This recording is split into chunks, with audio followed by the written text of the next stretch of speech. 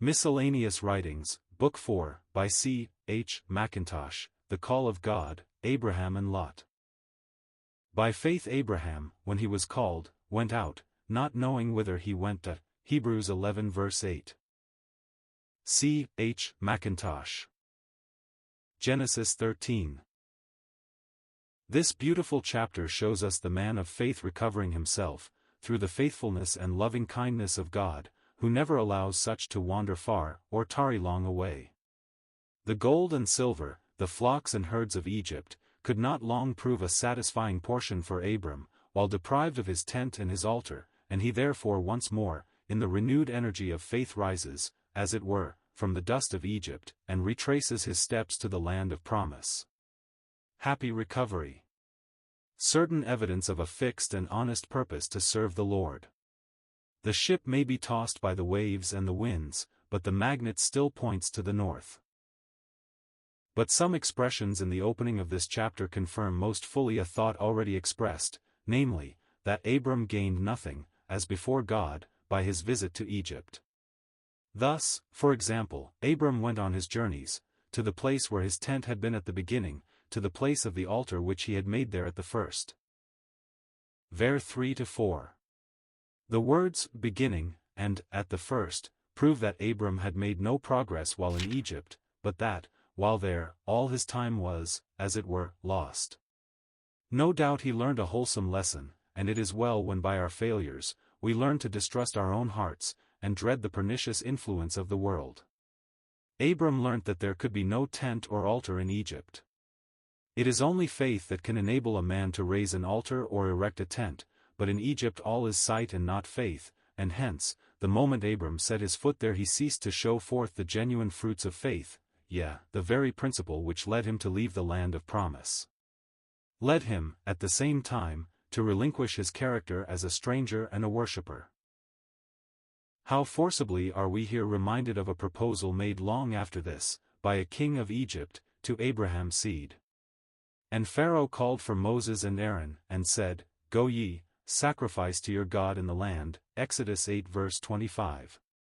Thus, it would seem ever to have been the design of the enemy to get the people of God, the holy seed, to defile themselves by worshipping or sacrificing to God, in the world, i.e., to make their character, as worshippers of God, accord with that of men of the world, men holding a place in society where Christ is an outcast, thus, of course, declaring that there is no difference between the religion of the world and the religion of God, a truly fearful delusion, calculated to lead many souls out of the way of truth and holiness.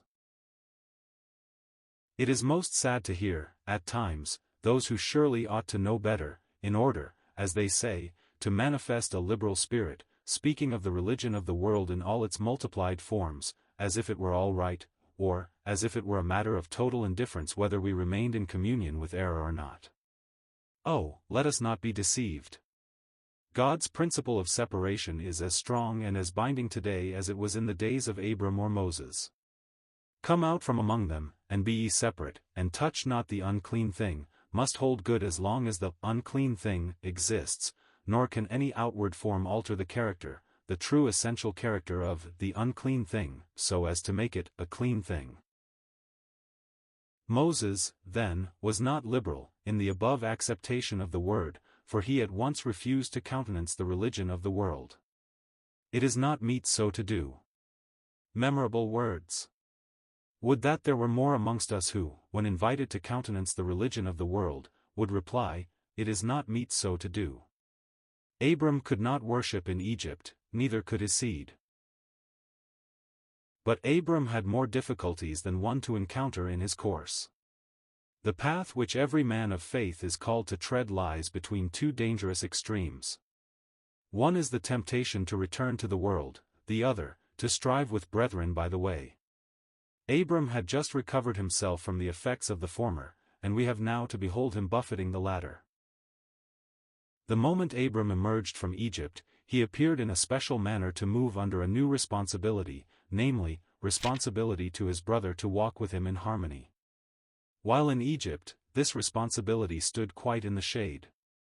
The institutions, laws, habits, luxury and ease of Egypt, would in an eminent degree tend to do away with every such feeling.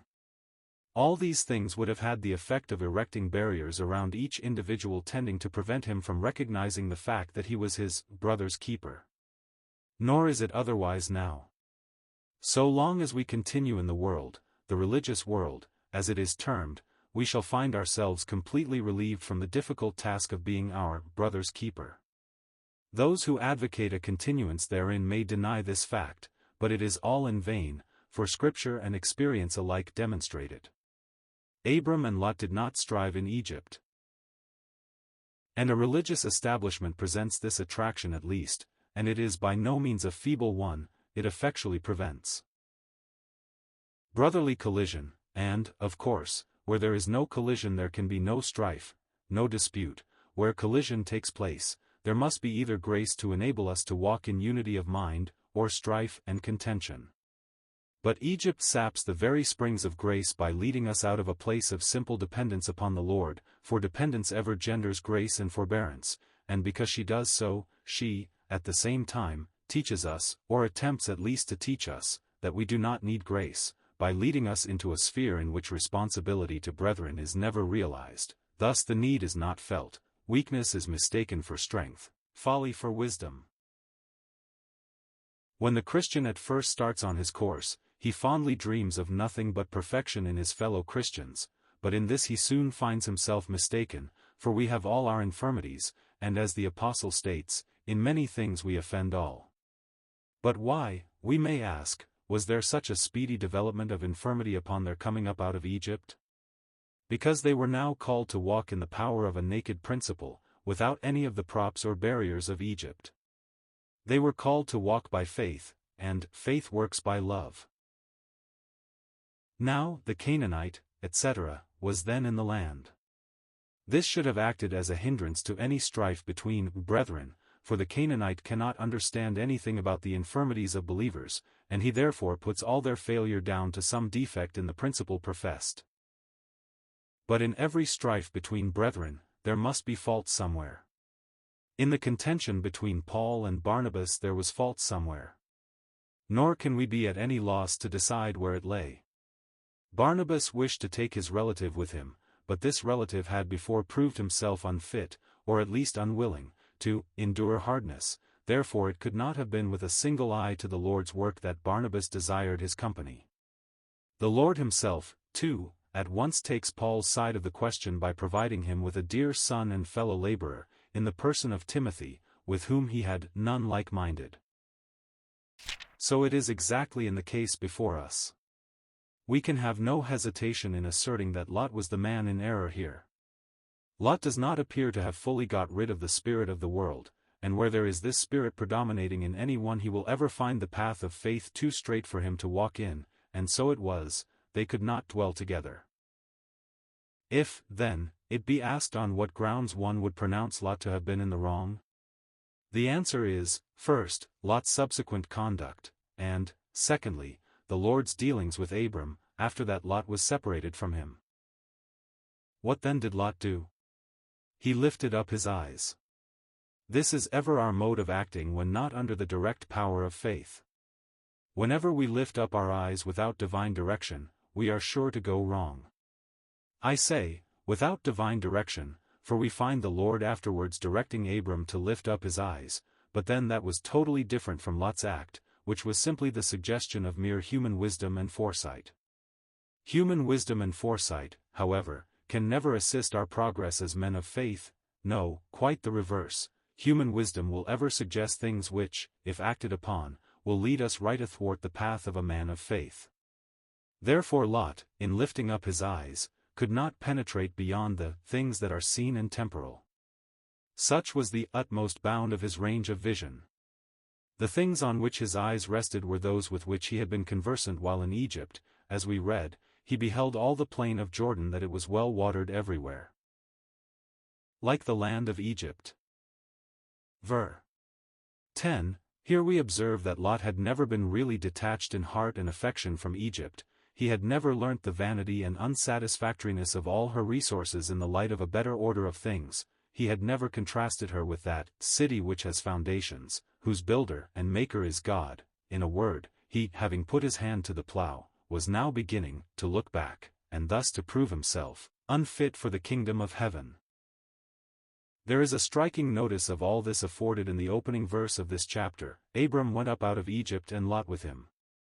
Here we get the secret of Lot's after instability. He appears to have gone up rather with Abram than with God, and the consequence was that, when he parted with Abram, he had nothing to lean upon. He had been hitherto moving under Abram's protection and guidance instead of being directly before the Lord, and therefore when he lost Abram he went astray. Now then is the moment for Abram to lift up his eyes, at the Lord's command, and oh, what a different range of vision was his. While Lot could not penetrate beyond the narrow limits of the present scene, Abram was enabled to survey the length and breadth of God's inheritance. He soars on the strong and rapid pinion of faith, and is, as it were, lost in the unbounded beneficence of God, while Lot, the man walking by sight, is well nigh lost in the deep gulf of Sodom's corruption. Let us then, ere we enter upon the next chapter, take a view of the different circumstances of these two men who had started together.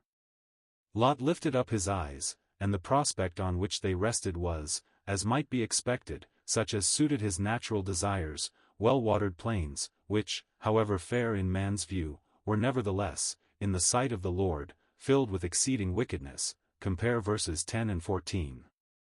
Abram, on the contrary, had allowed his eye to wander over the length and breadth of the promised inheritance. Uninfluenced by all else, he viewed the portion which God was reserving for him and his seed, and took up his position accordingly. Thus do we find Lot in the unhallowed region of Sodom, and Abram, the pilgrim and stranger, with his tent and altar, in the plain of Mamre, which is in Hebron.